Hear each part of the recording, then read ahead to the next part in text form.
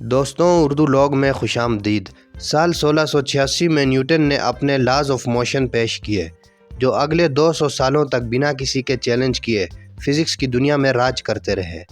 یہ قوانین روزمرہ کے عام رفتار پر حرکت کرنے والی چیزوں کے لیے تو صحیح تھی، لیکن بہت تیز رفتار سے سفر کرنے والی چیزوں کے معاملے میں غلط ثابت ہو جاتے تھے۔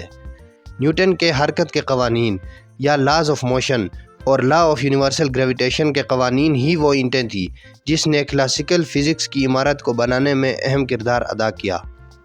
لیکن 21ویں صدی کے آغاز میں جہاں عالم سیاست میں بہت سے انقلاب آئے، وہی سائنس کی دنیا میں ایک ایسے شخص نے اپنی تھیوری پیش کی جو بچپن سے صرف ایک ہی چیز سوچتا تھا کہ اگر وہ روشنی کی رفتار سے سفر کرے گا تو کیا ہوگا۔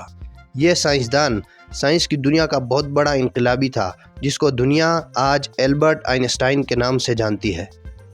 دوستوں، کلاسیکل فزکس یا نیوٹونین فزکس کے مطابق حرکات ہمیشہ ایبسلیوٹ ہوتے ہیں اور ٹائم ہمیشہ کانسٹنٹ، لیکن 1906 میں آئنسٹائن نے ان تصورات کے بالکل برعکس ریلیٹیوٹی کا تصور پیش کیا۔ آئنسٹائن کے تھیوری آف ریلیٹیوٹی نے پورے فزکس کی دنیا کو بدل کر رکھ دیا۔ تھیوری آف ریلیٹیوٹی کے مطابق اگر کوئی چیز سپیڈ آف لائٹ سے ٹریول کرتا ہے تو اس کے 3 کنسیکوینسز ہوں گے۔ تیز رفتار سے سفر کرنے والے آبجیکٹ کے اندر بیٹھے ہوئے شخص کے لیے وقت آہستہ گزرے گا جو اس کو باہر سے دیکھ رہا ہے۔ اس کا مطلب یہ ہے کہ اگر آپ خلا میں کسی ایسے شخص کا مشاہدہ کریں جو روشنی کی رفتار سے سفر کر رہا ہے تو آپ کو معلوم ہوگا کہ وقت آپ دونوں کے لیے ایک جیسا نہیں گزر رہا، بلکہ اس شخص کے لیے آہستہ گزر رہا ہے جو اسپیڈ آف لائٹ سے ٹریول کر رہا ہے۔ اس فینومنا کو ٹائم ڈائلیشن کہا جاتا ہے۔ اگر کوئی آبجیکٹ اسپیڈ آف لائٹ سے چل رہا ہے تو اس آبجیکٹ کی لمبائی باہر سے مشاہدہ کرنے والے شخص کو اپنی اصل لمبائی سے چھوٹا نظر آئے گا۔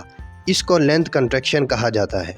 دوستوں، روزمرہ کے حرکات میں ہمیں یہ چیز اس لیے نظر نہیں آتی کیونکہ عام زندگی میں ہم بہت ہی کم رفتار سے حرکت کر رہے ہوتے ہیں۔ تیسرے نمبر پر ماس ڈائلیشن ہے۔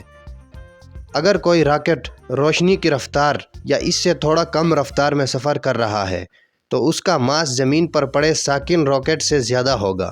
اس کا مطلب یہ ہے کہ جیسے جیسے ایک آبجیکٹ کی رفتار بڑھتی جاتی ہے تو اس کا ماس بھی ساتھ ساتھ بڑھ رہا ہوتا ہے۔